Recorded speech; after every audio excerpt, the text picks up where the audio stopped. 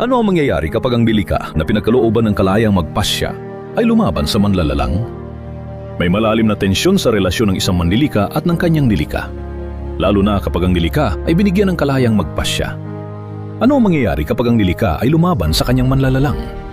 Kapag ang kahinaan ng tao ay naging bukas na paghihimagsik, ang dinamikong ito ay naglalarawan ng isang banal na tragedya, isang sandali na tila nilalampasan ng nilikha ang kanyang manlalalang.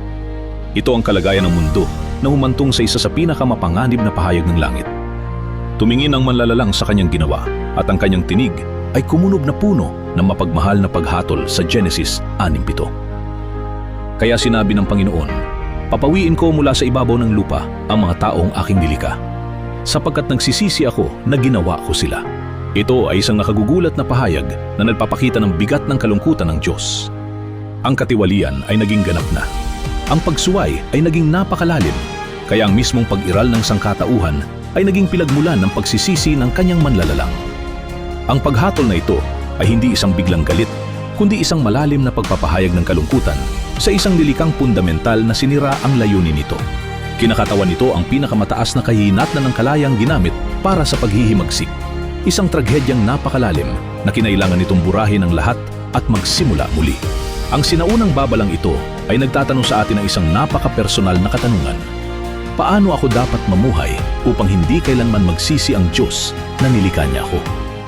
Ang aking mga iniisip, mga pagpapasya at mga gawa ay dapat magbigay karangalan sa manlalalang, hindi magdalamhati sa kanyang espiritu.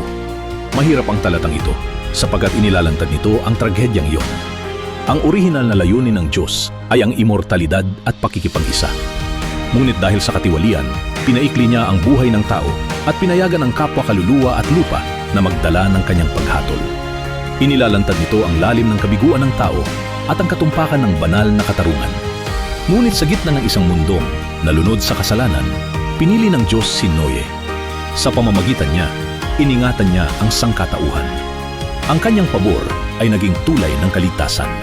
Kahit na yon, mas mabuti na mahanap din natin ang pabor sa kanyang mga mata kaysa maging dahilan ng kanyang pagsisisi. Maitaas nawa tayo bilang obra maestra na inilaan ng Diyos. Ang buhay kung saan ang kanyang pagsisisi ay nalulunod sa kanyang kagalakan.